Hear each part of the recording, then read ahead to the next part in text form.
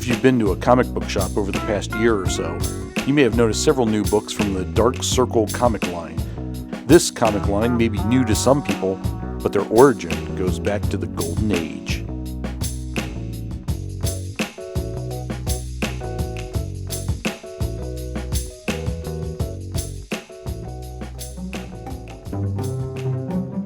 It was 1937, and pulp magazine publisher Louis Silverkleit merged his publishing interest into a single company.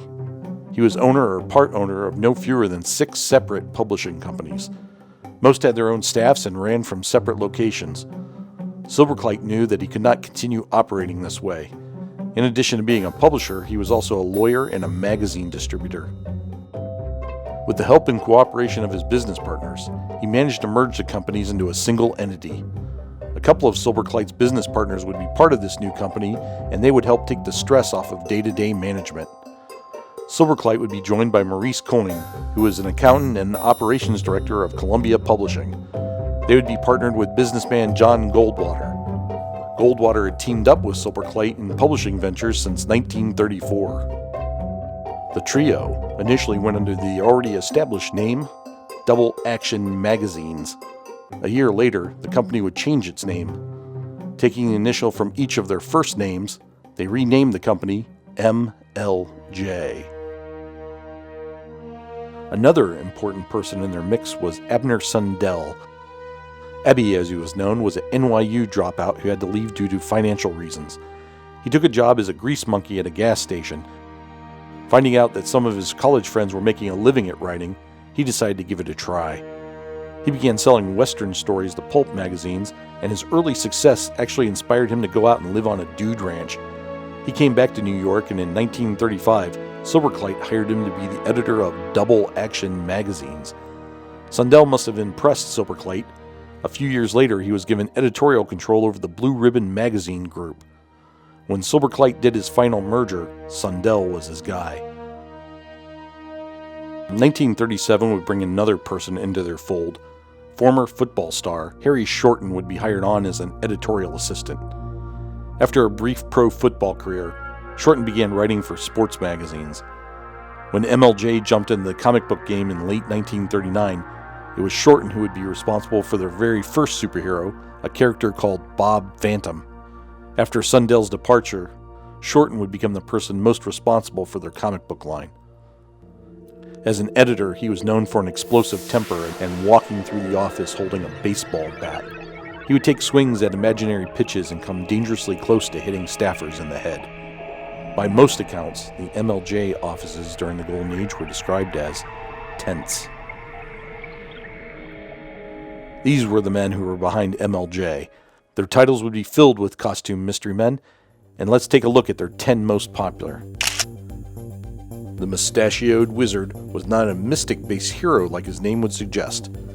He was billed as the Superbrain, and his powers came from all sorts of high-tech gadgets.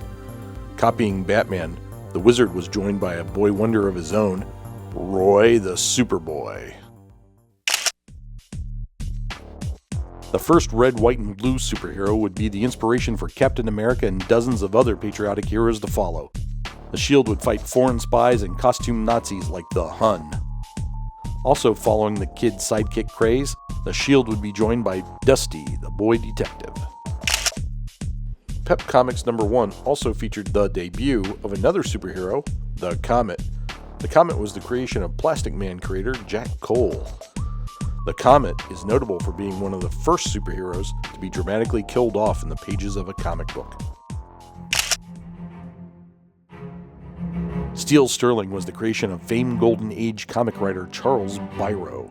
Biro would leave MLJ to work on Hillman's Airboy and Lev Gleason's Daredevil. After coating himself with a top-secret chemical, John Sterling jumps into a cauldron of molten steel to acquire his power.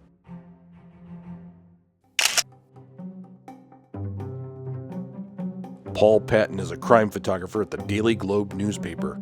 After being beaten by criminals, he decides to hide his identity by donning an all-black costume. As the Fox, he gets involved with the stories he's working on and goes from photographer to hero. An ongoing gag in the Fox is at the end of each story when his editor wonders how he gets those great pics. Super cop Kip Berland is framed for a crime he didn't commit by an evil villain called the Skull. He is kicked off the force.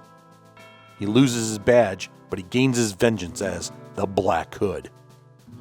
Probably the most popular of the MLJ heroes, he had his own radio show in 1943.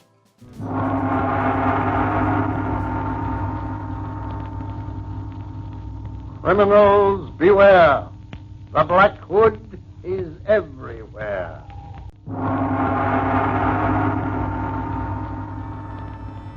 Copying the strangeness of DC Spectre, MLJ had their own haunted hero, Mr. Justice.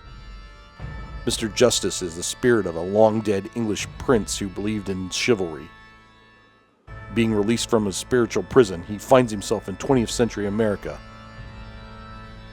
Mr. Justice spends most of his time fighting body-possessing demons. With the death of his brother, the Comet, Bob Dickering becomes an avenging vigilante. As the Hangman, he became one of MLJ's leading characters. He had his own title and constantly made guest appearances in other MLJ titles.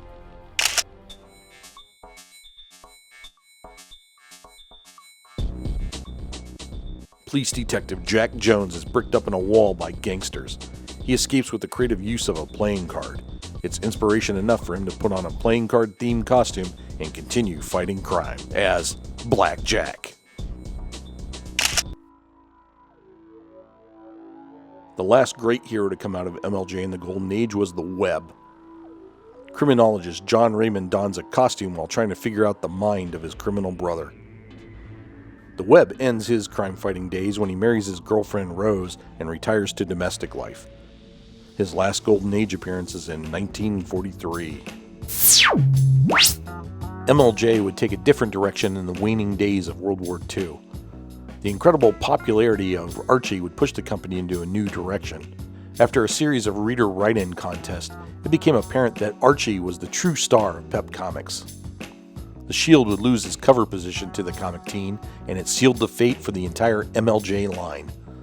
Archie would become so popular that MLJ would begin branding themselves as the Archie Comics line.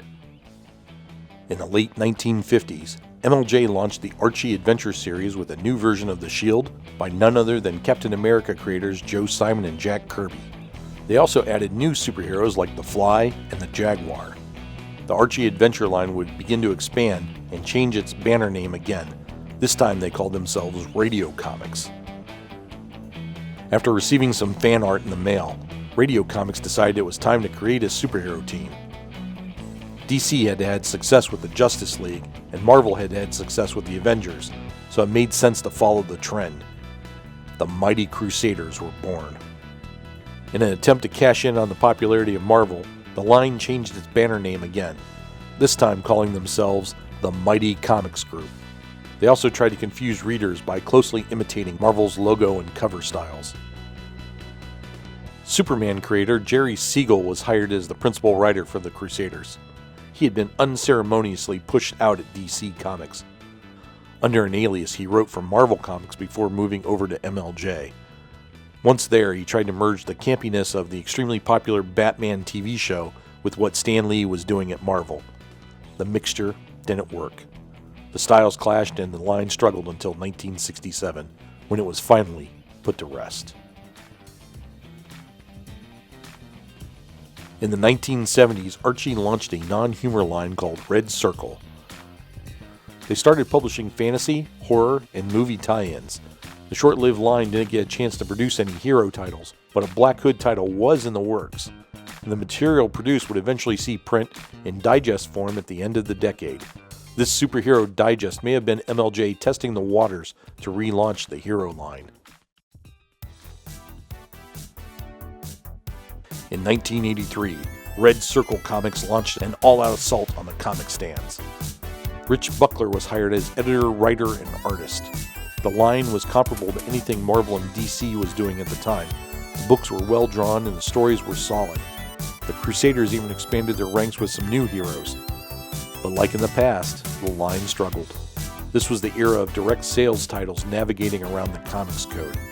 Red Circle tried to compete by complying to mainstream comic rules, and it hurt them on the comic racks.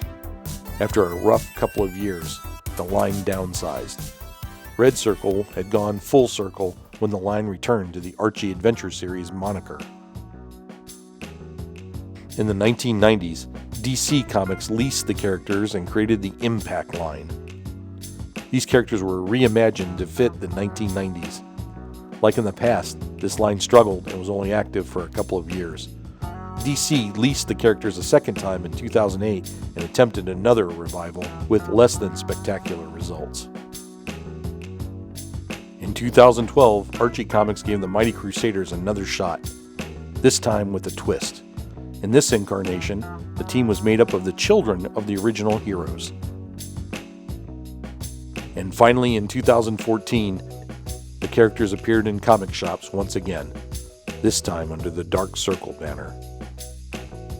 75 years ago, writer-editors Abner Sundell and Harry Shorten created this line of superheroes. Their legacy can be seen on the comic book racks today, even though both men left MLJ shortly after the line became established. Abner Sundell left MLJ to work for Victor Fox. In 1943, he was drafted into the Army. He fought at the Battle of the Bulge. Recovering from frostbite and other cold weather injuries, he was sent to Paris for medical attention. There, he visited many museums and took up painting. He came back to the US of A and joined former colleague Charles Biro at Lev Gleason. He retired from publishing in 1965 and dedicated himself to his family and painting. Harry Shorten left MLJ a few years after Sundell.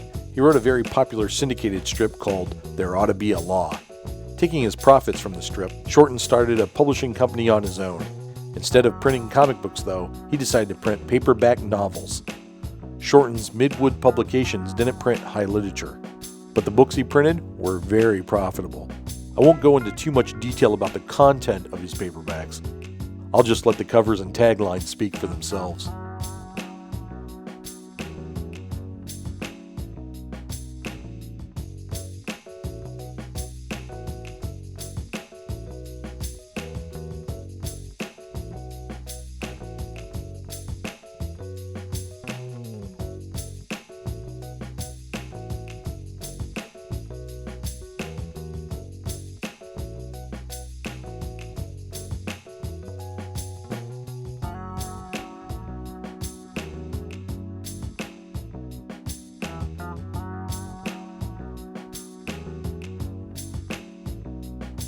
Midwood Books would merge with another paperback publisher, Tower Publications, in the mid-1960s. With Shorten at the helm, they would become one of the dominant forces in the paperback industry. After the merger, he decided to jump back into the comic book game. Teaming up with artist-writer Wally Wood, he launched Tower Comics, which produced a small number of titles, their most notable being a superhero team called the Thunder Agents.